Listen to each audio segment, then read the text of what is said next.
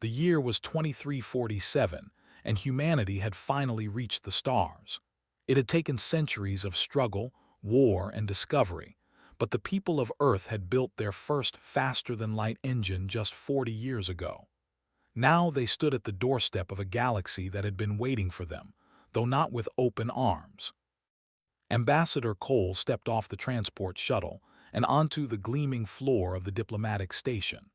The station floated in the darkness of space like a frozen flower made of crystal and light. Its towers stretched upward into the void, each one carved from materials that humans could not name. Had studied the briefings, but nothing had prepared her for the sheer beauty of this place. Behind her walked Brooks, her young aide. He carried a simple data pad and wore the same navy blue uniform as. They looked plain and unremarkable compared to the alien delegates who filled the grand hallway. Some wore robes of shimmering fabric that seemed to move on their own. Others had bodies made of pure light or shells of polished metal. A few had no bodies at all and existed only as floating clouds of colored mist. Kept her back straight and her face calm. She had been chosen for this mission because she did not scare easily. The United Earth government needed someone who could stand before ancient alien civilizations and not flinch. Had spent 30 years in the diplomatic corps, negotiating peace treaties and trade agreements across 3 continents. She had faced down warlords and dictators without breaking a sweat. But this was different. This was the first time humanity would sit at the table with beings who had ruled the stars for 50,000 years. The Galactic Council was made up of 12 species, each one older and more powerful than anything Earth had ever known. They had built empires that spanned hundreds of worlds. They had fought wars that lasted longer than human civilization had existed. They had seen species rise and fall like waves on an endless ocean. To them, humanity was nothing more than a curious child who had just learned to walk. The Grand Assembly Chamber was a massive dome of transparent crystal. Stars burned in the darkness beyond its walls, and could see distant nebulae glowing with colors that had no names in any human language. In the center of the chamber stood a raised platform where the council delegates had gathered. Their seats were arranged in a perfect circle, each one designed to accommodate the unique body of its occupant. The High Chancellor stood at the center of the platform. He was tall and slender, with scales that shimmered like liquid silver. His eyes were large and dark, and they studied with the cold interest of a scientist examining a new specimen. He had ruled for over 300 years and had seen dozens of young species come before the council. Most of them had been forgotten within a generation. Took her assigned seat at the edge of the circle. It was the smallest seat and the farthest from the center. This was not an accident.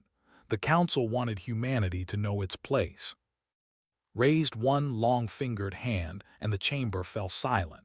He welcomed the delegates to the 472nd gathering of the Galactic Council. His voice was smooth and musical, but there was no warmth in it. He announced that they had a new species joining them today and gestured toward. The human representative had come to observe and learn. A ripple of amusement passed through the assembly. The delegation, beings with 4 arms and compound eyes that glittered like black jewels, clicked their mandibles in what recognized as laughter. The tall creatures made of living light pulsed with bright colors that indicated mockery. Even the massive beings who looked like walking mountains of stone rumbled with what might have been chuckles. Did not react. She had expected this. Continued speaking. He explained that the humans were a young species from a small world on the outer edge of the galaxy. They had only recently discovered faster-than-light travel and had established just one colony beyond their home planet. Their technology was primitive by Council standards, and their military capabilities were negligible. They had been granted observer status as a courtesy, nothing more. Leaned close to and whispered that they were certainly making them feel welcome, told him quietly to smile and take notes. She reminded him that they were here to learn. The session continued for several hours. The council discussed trade disputes between member species, territorial boundaries in contested regions, and the ongoing threat of pirate fleets that operated in the lawless spaces between civilizations. Listened carefully to everything.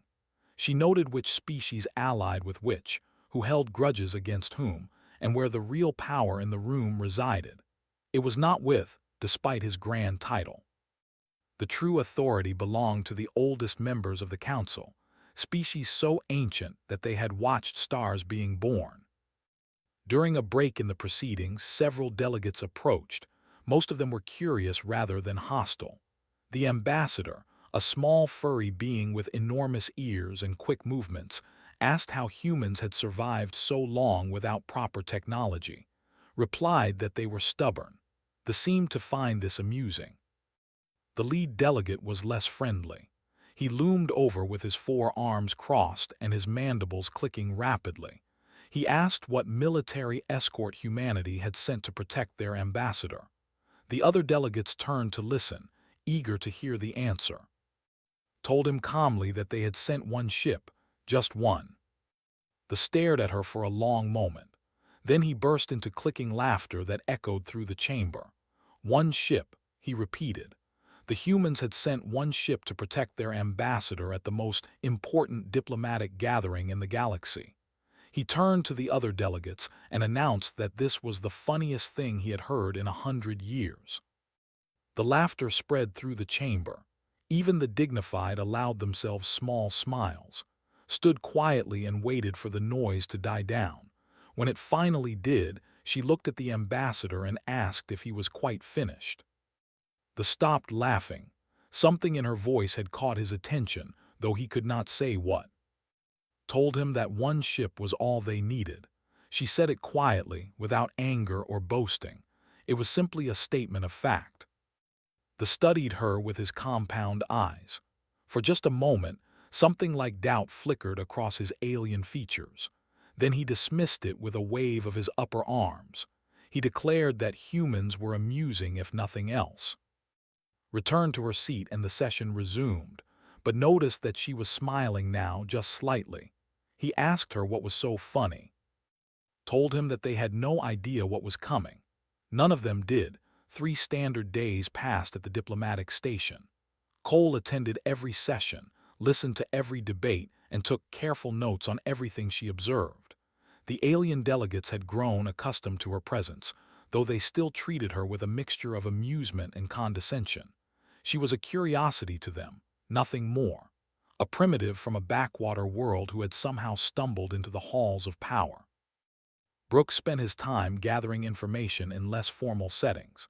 He walked through the station's markets and gardens, talking with servants and traders and minor officials.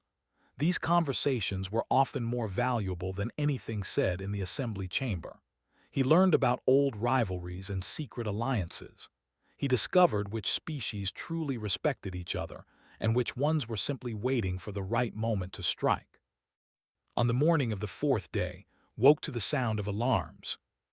She dressed quickly and made her way to the main corridor, where alien delegates were running in every direction.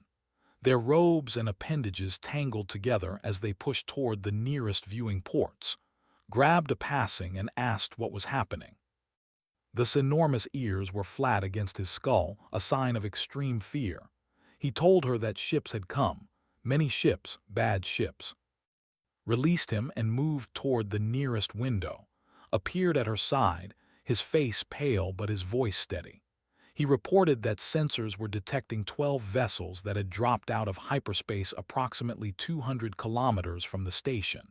He added that they matched the profile of war cruisers.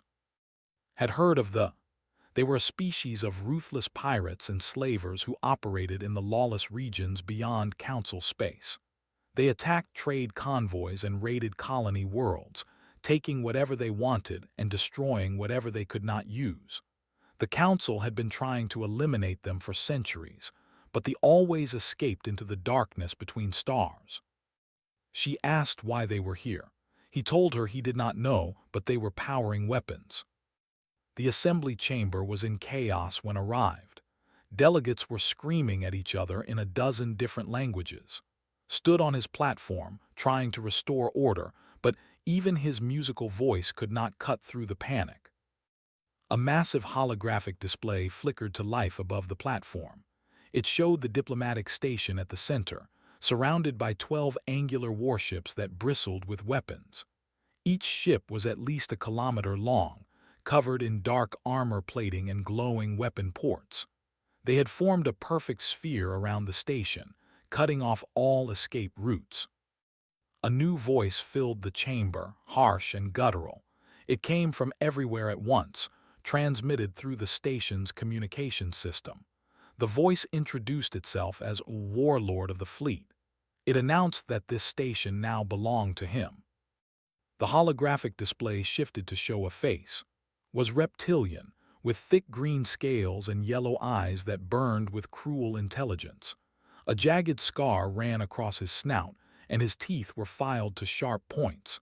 He smiled as he looked down at the assembled delegates. Explained that he had simple demands. He wanted tribute from every species represented at this summit. He wanted hostages from the wealthiest delegations, and he wanted the council to publicly acknowledge his authority over this sector of space. He gave them 1 hour to comply. If they refused, he would destroy the station and everyone on it. The transmission ended, and the chamber erupted into fresh panic. Demanded to know where the station's defenses were. An officer reported that the defense grid was designed for small threats only. It could not stand against a war fleet of this size. They had never imagined anyone would be foolish enough to attack a council summit. The ambassador asked how long before council reinforcements could arrive. The answer came from a communications officer who had been frantically working at a console. She announced that the nearest military fleet was 18 hours away at maximum speed. 18 hours. The station would be a debris field long before help arrived. Delegates began arguing about whether to surrender. Some believed they should give what he wanted and hope for mercy. Others insisted that surrendering would only encourage more attacks. A few of the more aggressive species suggested fighting back with whatever weapons were available, though everyone knew this was suicide. Cole sat quietly in her seat and watched the chaos unfold. Stood beside her, his hand resting on the communication device in his pocket. He was waiting for instructions. The ambassador noticed the humans sitting calmly amid the storm. She floated toward them, her body of light flickering with agitation. She asked why they were not afraid. Did they not understand what was happening? Told her that she understood perfectly. 12 cruisers were threatening to destroy the station unless their demands were met. Council reinforcements were too far away to help. The situation appeared hopeless. They asked why she was so calm if she understood all that. Smiled and said it was because the situation was not actually hopeless. Before they could respond, spoke up. He reported that their ship had received the distress signal. Captain Daniel sent his regards and wanted to know if he should wait or proceed. Every delegate within earshot turned to stare at the humans.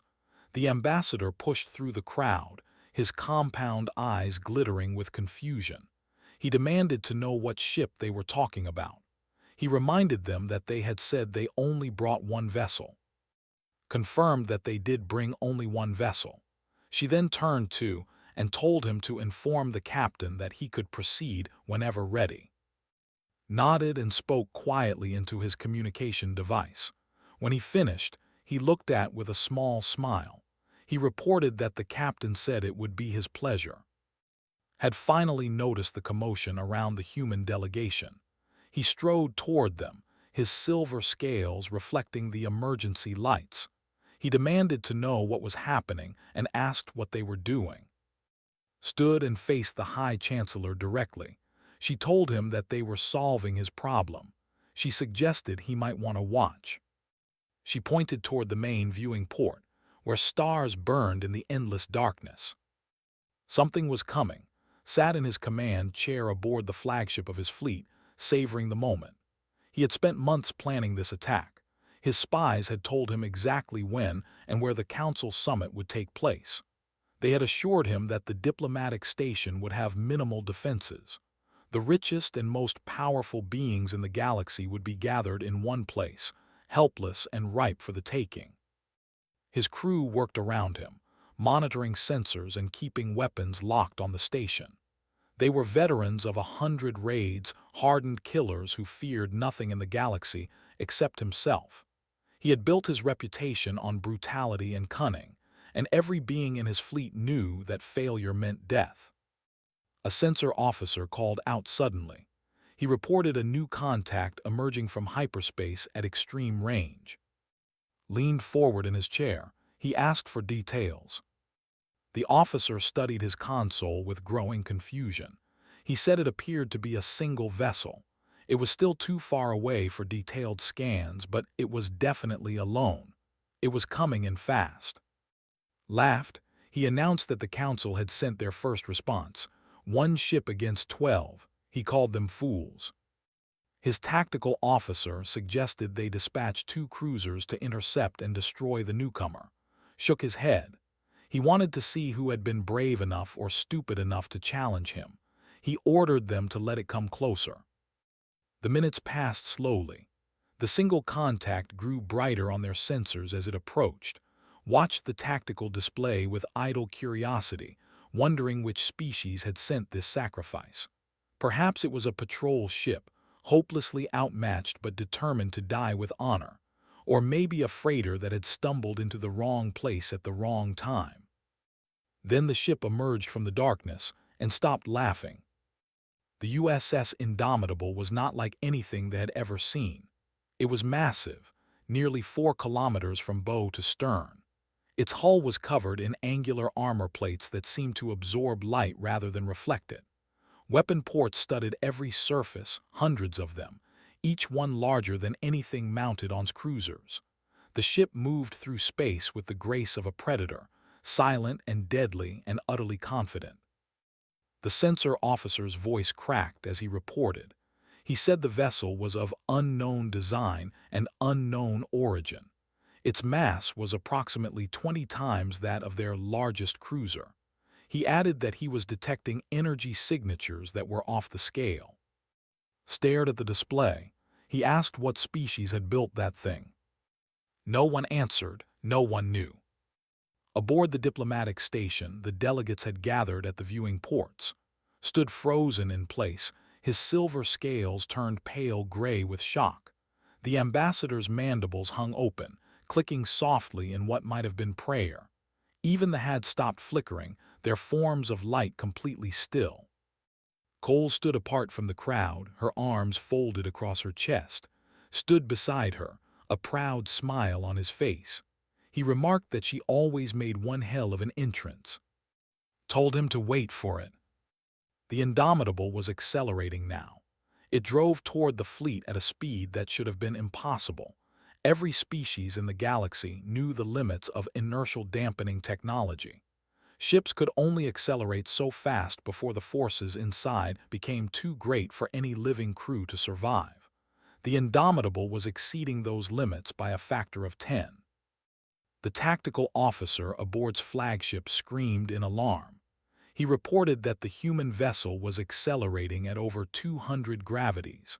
He said that was impossible and that nothing could survive those forces.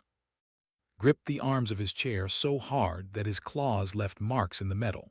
He ordered all ships to open fire. 12 cruisers unleashed everything they had. Plasma bolts streaked through space in brilliant streams of light. Missiles erupted from launch tubes and raced toward the approaching vessel. Energy beams of every color painted the darkness with destruction. The Indomitable did not evade. It did not slow down. It simply kept coming. Every weapon struck its hull. Plasma bolts splashed against the angular armor and dissipated into nothing. Missiles detonated against its surface without leaving a scratch. Energy beams were absorbed into the strange metal and vanished. The ship emerged from the storm of fire completely undamaged, still accelerating, still coming. Captain Daniel sat in his command chair and watched the attack with calm interest. He was a tall man with broad shoulders and gray hair cut short in military fashion. His eyes were pale blue and very steady. He had commanded the Indomitable for 7 years and had faced enemies that made them look like children playing at war. Commander Lisa Monroe stood at the tactical station, her fingers dancing across the controls. She was younger than the captain, with dark hair pulled back in a tight braid and a face that rarely showed emotion. She had served with through a dozen engagements and trusted him completely. Lisa reported that enemy weapons were having no effect on their hull. She noted that the new ablative armor was performing beyond expectations. Daniel nodded slowly. He said that was good to know. He then asked about weapon status. Lisa told him that all rail gun batteries were charged and ready. She reported that missile tubes were loaded with standard fusion warheads and that the primary lance was at full power. Daniel considered for a moment. He remarked that they should probably introduce themselves. He asked Lisa to open a channel to the pirate fleet. She pressed a control and announced that the channel was open. Daniel sat up straight in his chair and began speaking. He identified himself as Captain Daniel of the United Earth Navy vessel Indomitable. He addressed by name and told him that he had made a mistake today. He warned him that he could still leave with most of his ships intact if he immediately. He concluded by saying this was the only warning he would receive. Silence filled the bridge as they waited for a response. Then's voice came through, filled with rage and terror barely held in check. He screamed that he did not take orders from anyone and demanded to know what the human ship was. He threatened to destroy them. Daniel sighed and looked at Lisa. He told her calmly that he supposed the polite approach was not working. He ordered her to target their weapons and show them what humanity was capable of. Lisa smiled slightly and replied that it would be her pleasure. The Indomitable opened fire. The primary lance was humanity's greatest weapon. It had taken 50 years to develop and another 10 to miniaturize it enough to fit on a starship. The science behind it was so advanced that even Earth's greatest physicists did not fully understand how it worked. They only knew that it channeled energy in ways that violated every known law of physics and produced destruction on a scale that had never been seen before. A beam of pure white light erupted from the bow of the Indomitable. It crossed the distance to the nearest cruiser in less than a heartbeat. The ship did not explode. It did not break apart. It simply vanished. One moment it was there, a kilometer of metal and weapons and crew. The next moment it was gone, reduced to atoms that scattered into the void. Silence fell across every ship in the fleet. Stared at his tactical display, watching the icon that represented one of his cruisers blink out of existence. His mind could not process what he had just witnessed. No weapon in the galaxy could do that. No weapon should be able to do that. Commander Lisa Monroe was already coordinating the next strike. She reported that the primary lance was recharging and would be ready again in 40 seconds. She asked which target the captain wanted next. Daniel shook his head. He said to save it for now and let the rail guns handle the rest. He wanted these pirates to understand exactly what they were dealing with. Lisa nodded and gave the order. Along the flanks of the Indomitable, massive gun batteries came to life. The rail guns were simpler than the lance, but no less deadly. They used magnetic fields to accelerate tungsten projectiles to a significant fraction of light speed. At such velocities, even a small piece of metal carried more energy than a nuclear warhead. The Indomitable carried 48 rail gun batteries, each one capable of firing 10 rounds per second. The first volley tore into the fleet like a storm of invisible death. Tungsten slugs punched through armor plating as if it were paper. Ships that had terrorized the galaxy for decades were ripped apart in seconds. Explosions blossomed in the darkness as reactors overloaded and fuel cells detonated. Screamed orders at his crew. He commanded them to return fire, to evade, to do something. But there was nothing they could do. The Indomitable was moving through his fleet like a blade through flesh, untouchable and unstoppable. His weapons could not hurt it. His ships could not escape it. All he could do was watch as everything he had built was destroyed. Aboard the diplomatic station, the delegates watched in stunned silence. The viewing ports gave them a perfect view of the battle, though calling it a battle seemed almost insulting. It was not a fight. It was an execution. Had not moved since the first ship was destroyed. His silver scales had turned almost white, a reaction that other would have recognized as profound shock bordering on trauma. He had lived for 300 years. He had seen wars that consumed entire star systems. He had never seen anything like this. The ambassador stood beside him, all four arms hanging limp at his sides. His compound eyes reflected the distant explosions, each one marking the death of a vessel that could have threatened his own. His mandibles moved slowly, forming words in a language so old that even most had forgotten it. He was praying. Cole watched the destruction with a calm expression, stood at her side, recording everything on his data pad. He remarked quietly that they were really making a statement here. Replied that was the idea. 3 minutes after the battle began, it was over. 11 cruisers had been destroyed. Their wreckage drifted through space in expanding clouds of debris. Escape pods tumbled among the fragments, tiny lights blinking desperately in the darkness. The Indomitable had not pursued them. Captain believed in defeating enemies, not slaughtering them. Only one ship remained intact. Its flagship hung dead in space, its engines crippled by precisely targeted rail gun fire. The vessel was dark except for emergency lighting. Its weapons were silent. Its crew was in chaos. Lisa reported that the enemy flagship was neutralized. She added that she was detecting life signs aboard and recommended they send a boarding party. Daniel nodded. He said to prep the Marines and tell them they were taking the warlord alive. He mentioned that Ambassador Cole probably wanted to have a conversation with him. Down in the Marine Bay, 50 soldiers in powered armor were already moving toward the assault shuttles. Their commander, a woman named Rachel Price, checked her weapon one final time. She had been with the Indomitable since its first deployment and had never lost a boarding action. She did not intend to start now. The shuttles launched from the Indomitable's belly and crossed the distance to its crippled flagship in seconds. They did not wait for permission to dock. Cutting beams sliced through the pirate ship's hull, and Marines poured into the darkness beyond. The fighting was brief and one-sided. Warriors who had terrorized 100 worlds found themselves facing enemies they could not stop. Human-powered armor was impervious to their weapons. Human soldiers moved faster, hit harder, and fought with a precision that bordered on mechanical. Pirate after pirate fell, and the Marines advanced without slowing. Was found on his bridge, surrounded by the bodies of his personal guard. He had fought to the last, refusing to surrender even when his situation became hopeless. But he was not stupid enough to die when there was still a chance to survive. Rachel Price stood over him, her weapon pointed at his face. She told him that Warlord was now a prisoner of the United Earth Navy and that he was going to have a very bad day.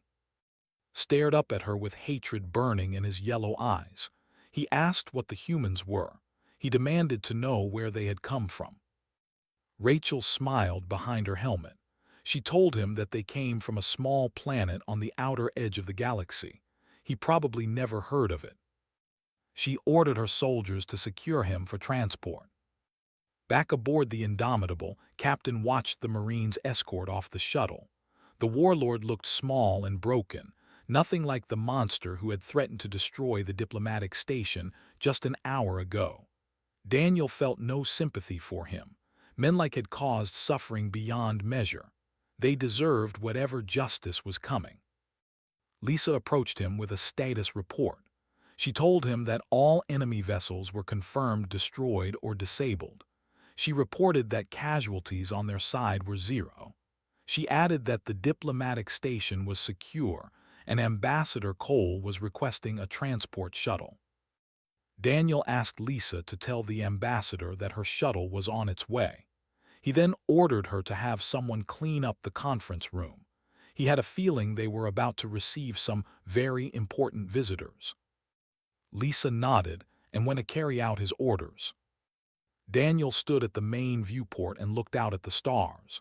Somewhere out there, 12 species were trying to understand what they had just witnessed.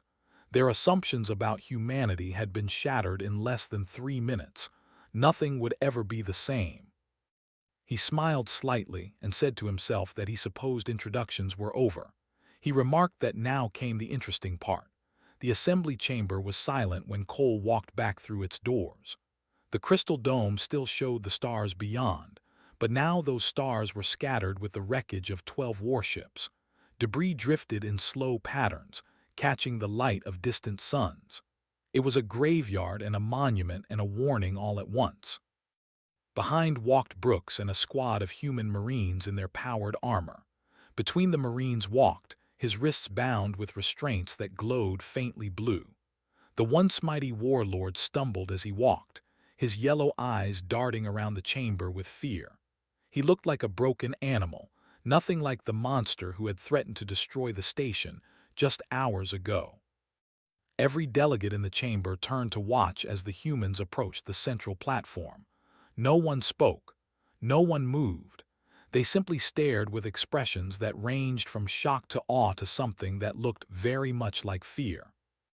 Stopped before the platform and addressed directly. She apologized for the interruption to the summit. She explained that the warlord was now in human custody and they would transfer him to council authorities once the appropriate jurisdiction was determined. She then asked if they could please return to the matter at hand. Did not answer immediately. He was staring at the bound warlord, at the marines in their impossible armor, at herself with her calm expression and steady voice. His silver scales had regained some of their color, but his hands were trembling slightly. Finally he spoke. He asked how she had done this. Asked him to clarify what he meant. Gestured toward the viewing port, toward the field of destruction beyond. He said all of it. He asked how one ship had destroyed 12 cruisers in less than 3 minutes.